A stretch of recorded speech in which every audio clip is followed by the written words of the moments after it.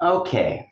Well, good afternoon. Good afternoon, Gabriella. And to those that might see this a little bit later in the recording, Gabriella, since you are here, I won't pick on you too much since you're the only person, but don't hesitate just to turn on your mic if you have any questions or just need some clarification. Hey, there's Jonathan.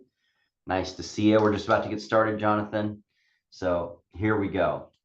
So what we're looking at here today is the argument from the chapter that we were reading in class the other day, Columbus, the Indians, and Human Progress.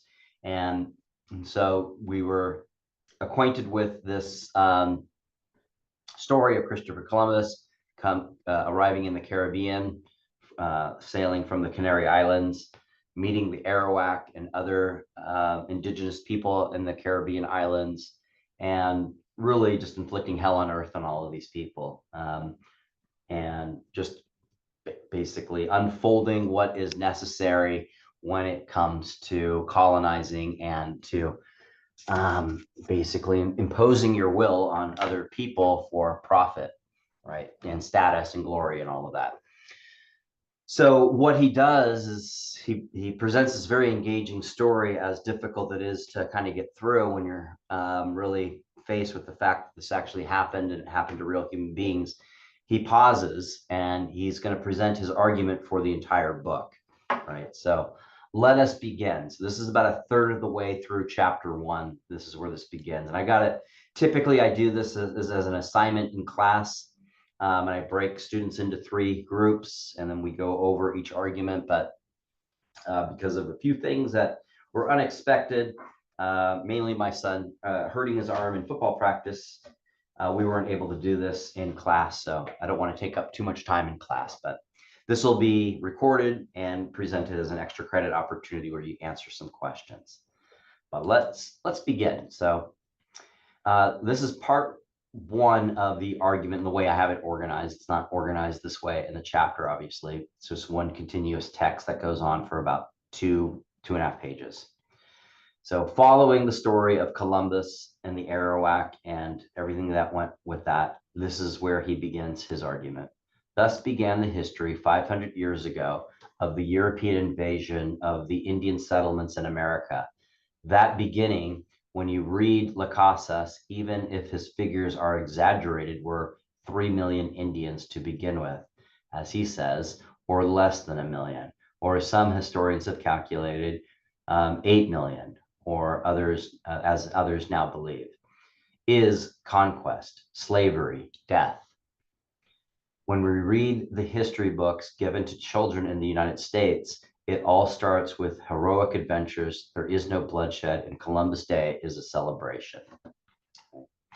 So, past the elementary and high school, there are only occasional hints of something else. Samuel Eliot Morison, the Harvard historian, was the most distinguished writer on Columbus, the author of a multi-volume biography, and was himself a sailor who retraced Columbus's route across the Atlantic in his popular book, Christopher Columbus, Mariner, written in 1954. He tells about the enslavement and killing, quote, the cruel policy initiated by Columbus and persuaded by his successors resulted in complete genocide. So let's pause there for just a second. A lot of, especially in class, a lot of students will read this as complimentary to this historian, Samuel Eliot Morison. So he's bringing up this historian. We don't know why at this point, but it's reasonable to conclude that based on this quote from Samuel Eliot Morison, the cruel policy initiated by Columbus and pursued by his successors, other conquerors, resulted in complete genocide, that we are dealing with somebody that is not a big fan of Columbus, right? But it's careful to read on, right? This is 1 page, buried halfway in the telling of a grand romance. So he's being ironic there. He's like, grand romance in quotes. You can almost see that. In the book's last paragraph, Morison sums up his view on Columbus. He had his faults and his defects, but they were largely the defects and the qualities that made him great in his indomitable will, his superb faith in God, and his own missions as the Christ bearer to the lands beyond the seas, his stubborn persistence despite neglect, poverty, and discouragement. But there was no flaw, no dark side to the most outstanding and essential of all of his qualities, his seamanship. Okay, so let's continue. And this next paragraph is going to explain why is he bringing up another historian here. And so this is why. One can lie outright about the past, right? Or one can omit facts which might lead to unacceptable conclusions. I'm going to put this here so I'm not facing away from the camera. There we go.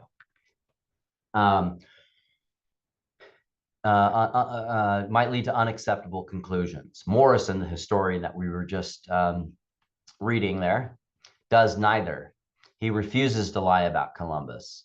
He does not omit the story of mass murder. Indeed, he describes it in the harshest words one can use: genocide, right? Genocide literally means killing of an entire group.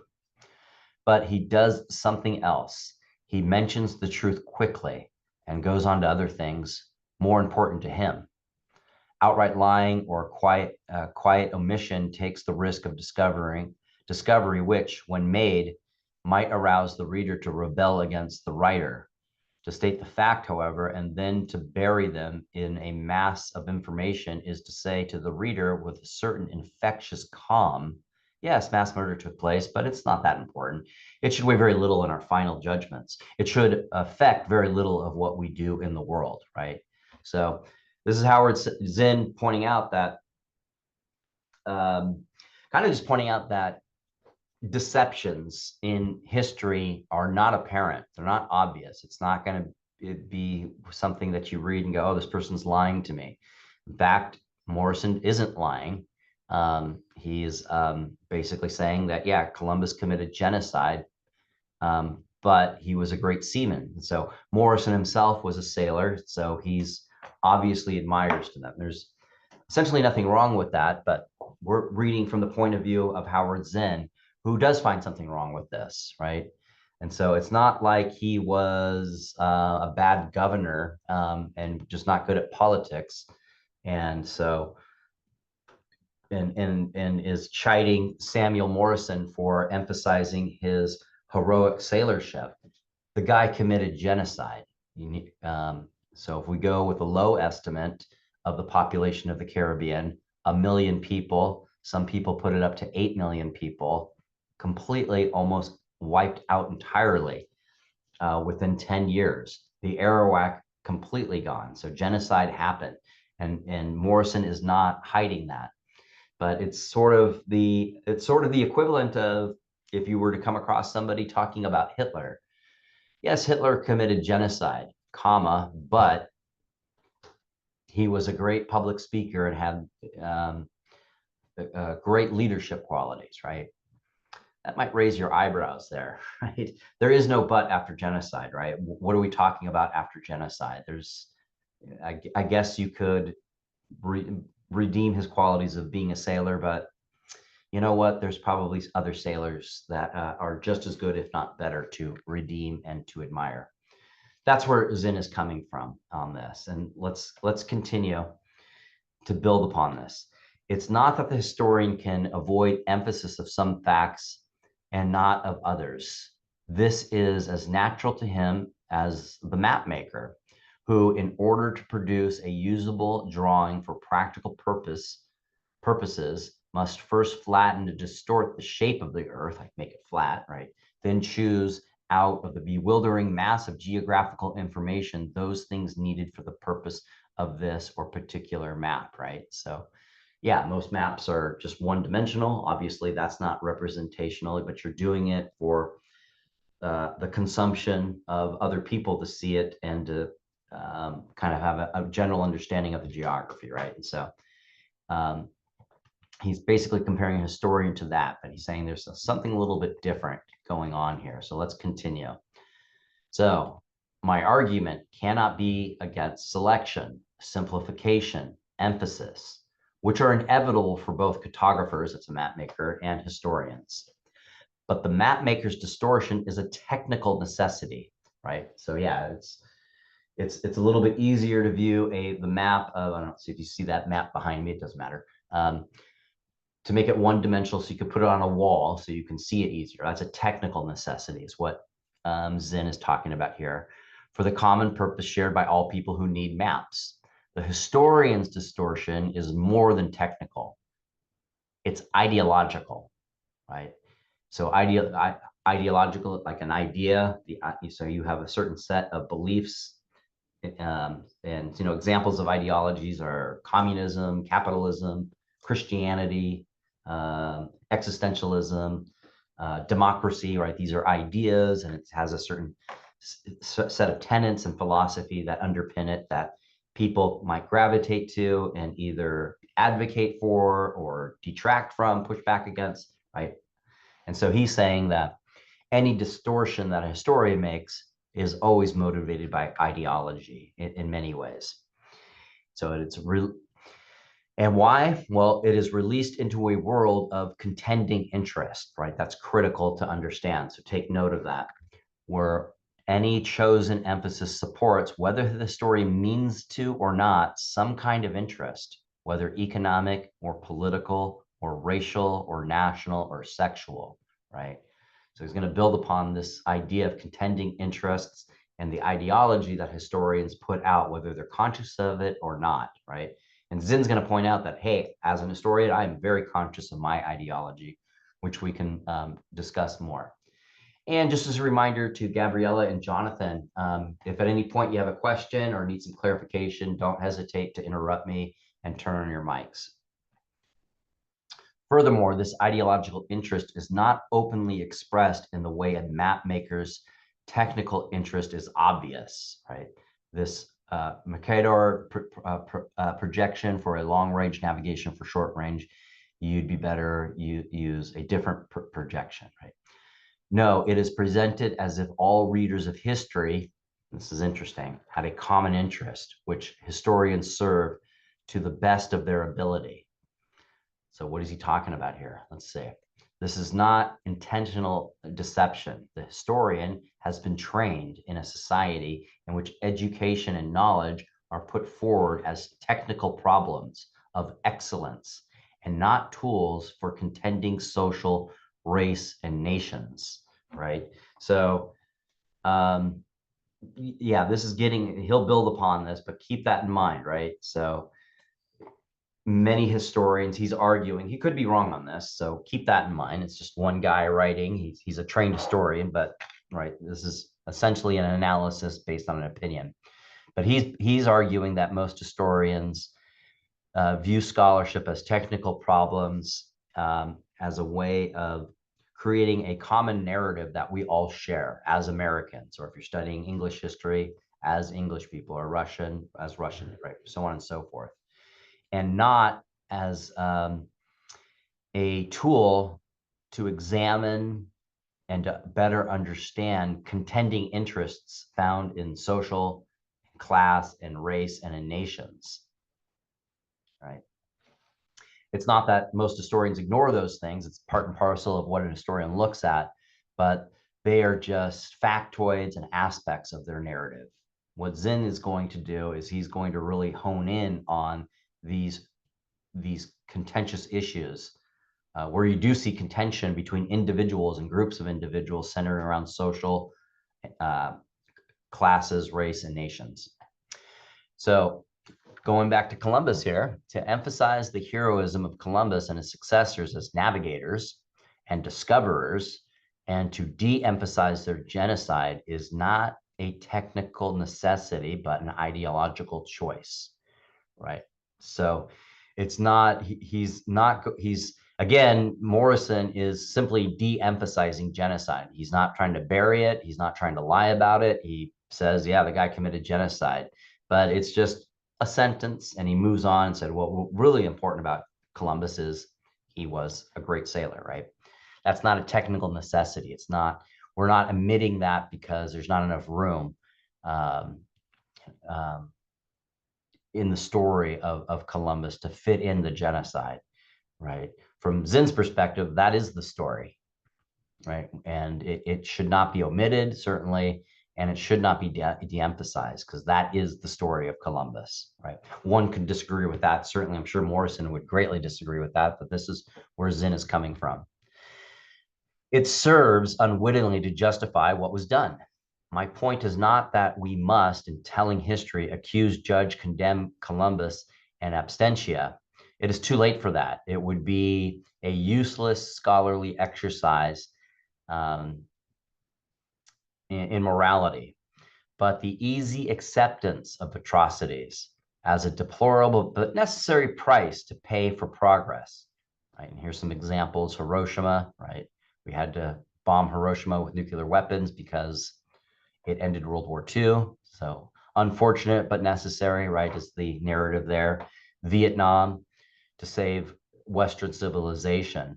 Kronstadt in Hungary to save socialism. Nuclear proliferation to save us all, right?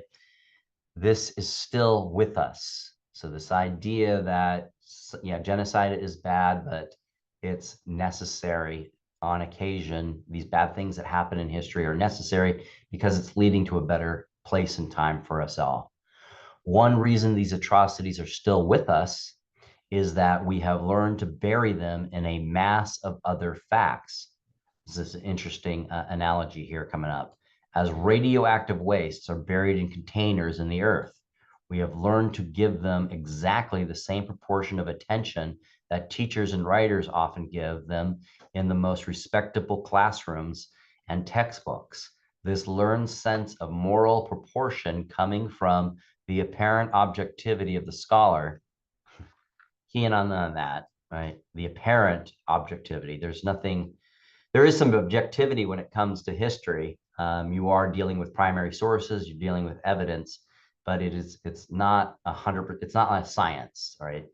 It's not based on objective facts and reality of numbers and physics and chemistry. The objectivity is, yeah, there's newspaper accounts, there's journals, there's speeches that you can, but when you read a history book, it's not just a collection of primary sources, it's a narrative imposed on it that uses those primary sources as the backdrop of their narrative. And so that narrative is going to come from the mind and the lived experience of that individual, that historian. So it's not 100%, it can never be 100% objective. So this learned sense of moral proportion coming from the apparent objectivity of the scholar is accepted more easily than when it comes from politicians at press conference. It is therefore more deadly. Interesting point. So it can be pretty apparent when you see, especially a politician that you disagree with who is trying to obscure the horrors of whatever's going on in his political arena, genocide, atrocities, or even a journalist, right? It could just be apparent, like you can easily see what's going on. But since historians are objective, right, they wear suits sometimes, they have nice offices, some of them are professors at esteemed universities. He's arguing that since it's not as easy to see from an historian, it is therefore more deadly. So the treatment of heroes, Columbus and their victims, the Arawaks, the quiet acceptance of conquest and the murder in the name of progress is only one aspect of a certain approach to history in which the past is told from the point of view of governments, conquerors, diplomats, leaders. It is as if they, like Columbus, deserve universal acceptance, as if the founding fathers, Jackson, Lincoln, Wilson, Roosevelt, Kennedy, the leading members of Congress, the famous justices of the Supreme Court, represent the nation as a whole, right? Now we're getting somewhere in this argument, right? So do the state leaders, the historical state leaders, represent the nation as a whole? Well, as far as numbers are concerned, obviously not. Does their prestige, does their ideological interest, does their legacy represent the nation as a whole? This is the question Howard Zinn is posing towards us right now. The pretense is that there really is such a thing as the United States. subject to occasional conflict and quarrels, but fundamentally a community of people with common interest, right? Freedom, liberty, equality under the law. This is what Zinn is getting at here, right? This common interest, we're a community of people, we're a family. It's as if there really is a, quote, national interest, unquote, represented in the Constitution and territorial expansion, in the laws passed by Congress, the decisions of the courts, the development of capitalism, the culture of education and mass media, right? This is the national theater, the national interest.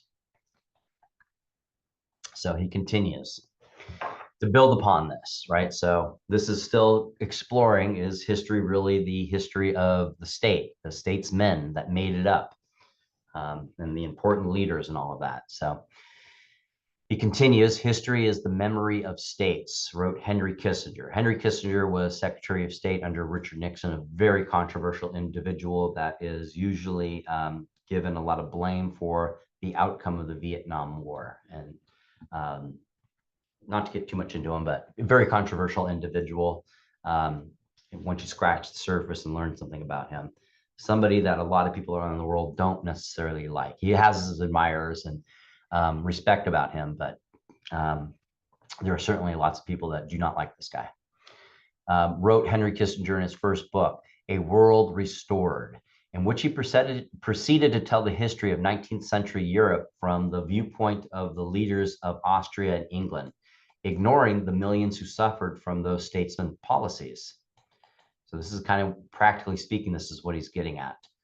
From his standpoint, the peace that Europe had before the French Revolution was restored by the diplomacy of a few national leaders. But for the factory workers in England, farmers in France, colored people in Asia and Africa, women and children everywhere except in the upper classes, it was a world of conquest, violence, hunger, exploitation, a world not restored, but disintegrated. It's pretty harsh. So my viewpoint is telling the history of the United States is different. Okay, now we're getting somewhere. How is it different, Mr. Zinn or Dr. Zinn? That we must not accept the memory of states as our own. Whoa, that's a powerful statement. So what he means by states is government, right? So this is where he is releasing his bias to it, right? And bias, as he will point out, is part and parcel of what an historian brings. They have a bias. It's not an objective science. So we must not accept the memory of states as our own. What does he mean by that? Okay, he's going to continue here. Nations are not communities and never have been. The history of any country presented as the history of a family conceals fierce conflicts of interest, sometimes exploding, most often repressed, between conquerors and conquered, master and slaves, capitalist and workers, dominators and dominated in race and sex.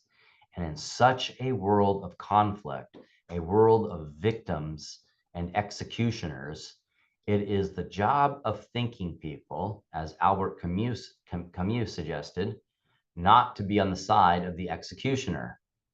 Right, so pretty powerful paragraph there, right? And so got a couple of things, right? Nations, and this is a bold statement, nations, not just the United States, right?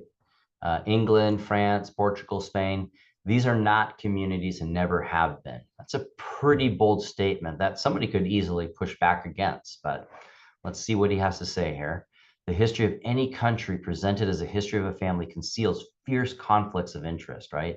And so, yeah, if we're one big happy family, and yes, there's some things going wrong here and there, but in the end, we are all Americans. If a history is presented of that, what Howard Zinn is arguing is that this is where the ideological interests are involved. It's obscuring the class conflicts as just they're there and they're mentioned. It's not as if historians hide that, of workers against capitalists, of slaves against their enslavers, enslavers against their slaves, but they're seen as just a a buildup of a narrative for progress. Yes, things were bad, but aren't they better now? There are things bad happening now, but they will get better, right? Is what he's talking about.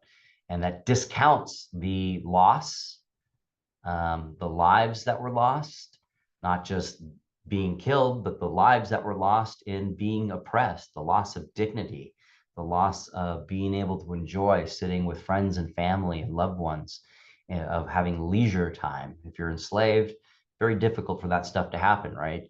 Um, this is where he's getting at. And so he's evoking this French existentialist, Albert Camus, who is basically said, yeah, do not understand who are the victims, understand who are the executioners. And it's not talking about just people who chop people's heads off, but the statesmen, the people in charge, right? They're the ones who tell the executioners to cut people's heads off. Don't be on their side if you're a thinking person, right? And that's interesting. It should give us pause of what actually means to be a thinking person. Is it just somebody that sits around and strokes their chins? Is it somebody that has these deep thoughts? Is it someone who reads a lot of books? What does it mean to really think? To really think about what's going on, right?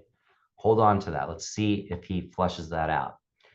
Thus, in the inevitable taking sides, which comes from selection and emphasis in history, I prefer to tell the story of the discovery of America from the viewpoint of the Arawaks, of the Constitution, from the standpoint of the slaves, of Andrew Jackson as seen by the Cherokee, of the Civil War as seen by New York Irish, of Mexican War as seen by the deserting soldiers of Scott's army, of the rise of industrialism as seen by the young women in the Lowell Tex mills, of the Spanish-American War as seen by the Cubans, the conquest of the Philippines as seen by the Black soldiers of Luzon, the Gilded Age as seen by the Southern farmers, the First World War as seen by the socialists, the Second World War as seen by the pacifists, the New Deal as seen by the Blacks in Harlem, and the post-war American empire as seen by peons in Latin America, and so on, to the limited extent that any one person, however he or she strains, can, quote, see, unquote, history from the standpoint of others, right? True empathy. And he's admitting there that sometimes this is difficult to do. But let's continue with his argument here. My point is not to grieve for the victims and denounce the executioners, right? This is interesting, right? So, yeah, this isn't about having a good cry after reading a lot of the stuff that is in chapter 1 and will follow in the other chapters. There is stuff to cry about, but that's not the point, is what he's saying. Let's see why. Those tears, the anger, cast into the past, deplete our moral energy for the present. Interesting. So he's making this connection between the past and the present. And if you're busy just crying over the Arawak or the slaves or whatever the case may be, you're going to be distracted because there's things happening right in front of you that are worth your attention, right? Things that are paralleling things that you're crying about from the past. Those tears, that anger cast in the past deplete our moral energy for the present, and the lines are not always clear. Interesting.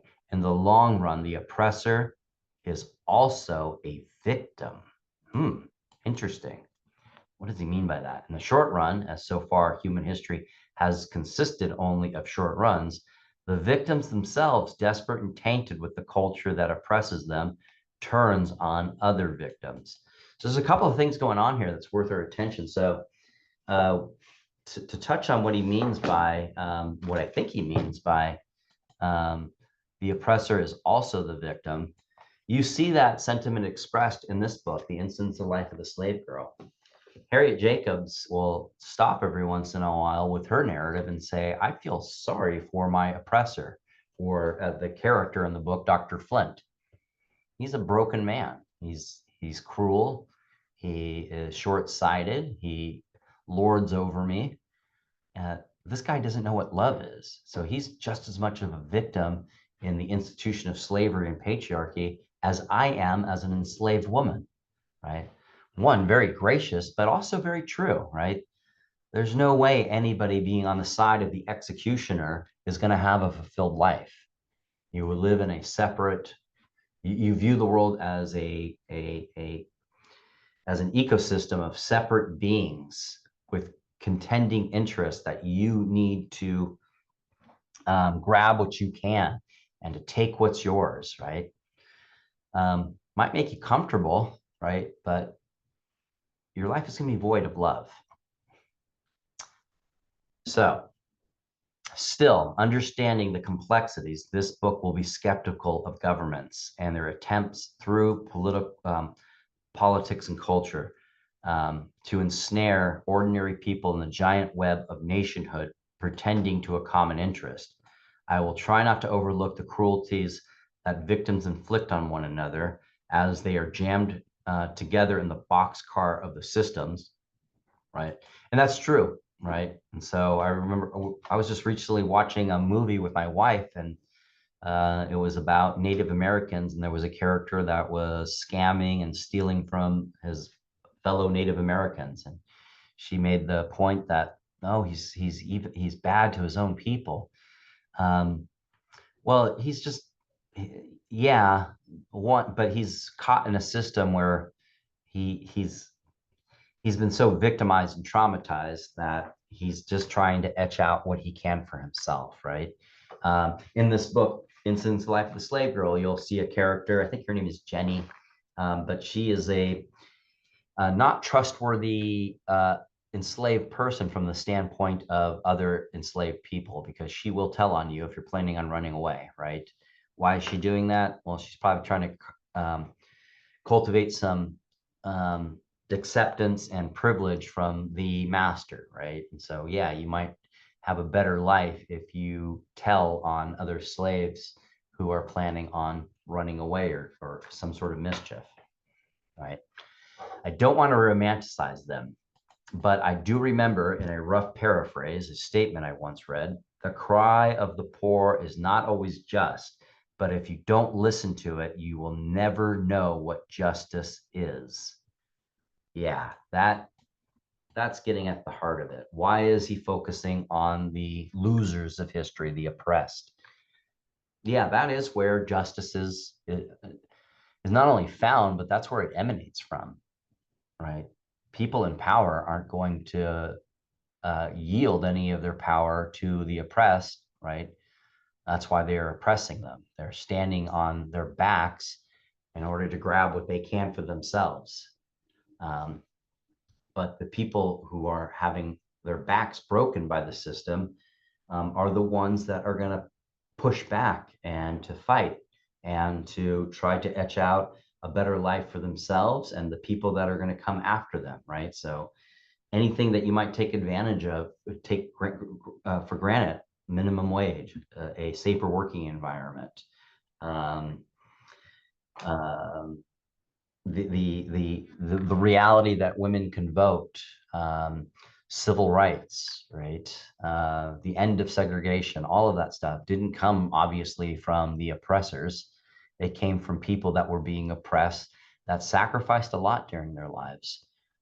Their lives were a lot of them. Their lives were utterly destroyed in the process. Sometimes, people like Martin Luther King Jr. are killed.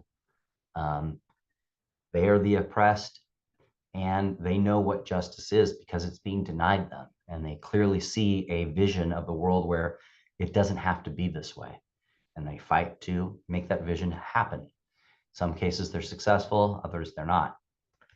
So he's concluding here, I don't want to invent victories for people's movements, but to think that history writing must aim simply to recapitulate the failures that dominate the past is to make historians collaborators in an endless cycle of defeat. Let me read that again. I don't want to invent victories for people's movements, but to think that history writing must aim simply to recapitulate the failures that dominate the past is to make historians collaborators in the endless cycle of defeat. right? Let's see. Okay, this is where he's going with this. This is interesting. If history is to be creative, interesting. Sometimes we don't think of history being creative. So what is he getting at with this? To anticipate a possible future without denying the past, right? Okay. It should, I believe, emphasize new possibilities by disclosing those hidden episodes of the past. Even if in brief flashes, people showed their ability to resist, to join together, occasionally to win, I'm supposing, or perhaps only hoping, that our future may be found in past fugitive moments of compassion. That's pretty powerful. That's real powerful. Rather than its solid centuries of warfare. So this guy, and this is his bias, he's leveraging history is not just a archive of centuries of warfare, of oppression, um, of a narrative of progress. Yeah, where there were these bad things, but look at how great we have after all slavery is gone. Yes, the Mexican-American War conquered 2/3 of Mexico, but we got California, right? It's it's so he's instead saying that maybe we can view history, studying the victims of history, studying the oppressed to cultivate compassion for today and stand by that and view that as a strength. Sometimes the idea of having compassion is seen as this kind of Pollyanna-ish, weak kind of viewpoint to have. But no, he's saying that we could leverage history to be compassionate today and to understand that the notion of progress is problematic because we can easily rationalize and justify atrocities that are going on in front of us. That although things are going bad, yes, there's lots of people dying in Gaza, but probably in the end, things will be better there after the war is over.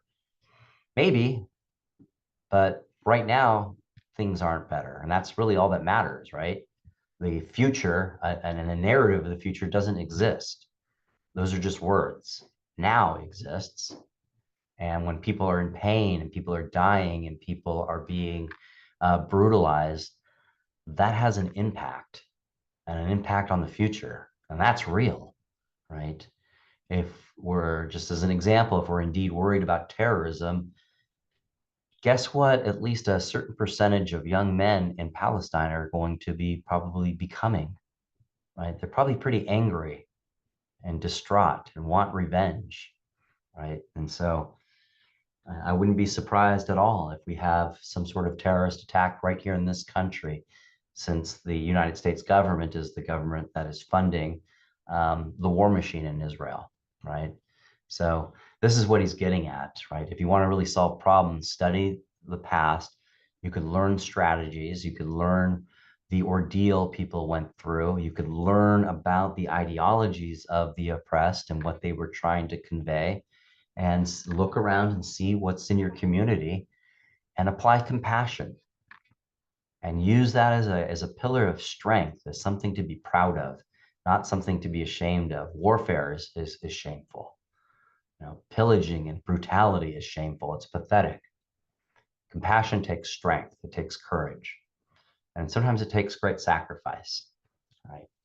So basically, to recap his argument, history is a narrative based on objective facts, but nonetheless still a narrative. Historians emphasize they have biases, they select things, right? But that selection is not technical. It is often ideological. And the worst type of ideology is the non-articulated ideology. So if you're reading a textbook, this is what Zinn is arguing. Implicit is this is the narrative of progress, without stating ever that I believe in progress and I'm going to gloss over some of the atrocities because that distracts from this grand narrative that we're one big happy family without really any serious contending interest that cannot be resolved. Um, with patience and time, right? Instead, Howard Zinn is saying the alternative to studying history is to look to the people who were oppressed, not to cry for them, but to understand that beyond any allegiances to nation, to ideology, that the life of those who have been oppressed is really where it is at. And that is the source of both compassion and justice and for a better world going forward, right? So that's about it. Gabriella and Jonathan, do you have any questions or comments before I click end on the session? No, I can't say that I do, but I've been listening, and a lot of what he's saying is really deep. Yeah, it is. It is very deep, right? Very controversial, right? This is, I could see definitely someone feeling uncomfortable with the statement that the United States is not a family or a community. And I would probably push back against Howard Zinn on that. There's clearly a sense of community in the United States, right? If, I saw this firsthand in September 11th. I didn't know anybody in New York or Washington, D.C. There's people that got killed, but I definitely felt a sense of loss and sorrow and fear, right? People get killed all the time from getting bombed and murdered from in warfare. I don't even know about half of what's going on. And then when I do, I might feel sad, but I'm not going to spend all day and years on end thinking about it, right? But since it happened here, even though I don't know anybody in New York, there's a sense that they're my family. So there's room to push back. But I think his broader point is if you just view the United States as this family, then you are thinking of a concept of a family that is kind of unified of one body. And he's saying no. and that does stand to reason, right? So Thomas Jefferson and enslaved people, right, in the United States in the early 1800s had very little in common and definitely different interests, right? Um, Thomas Jefferson's interests were to keep the people enslaved. Probably the interest of the enslaved was to maybe find freedom, right? So that's what he's getting at.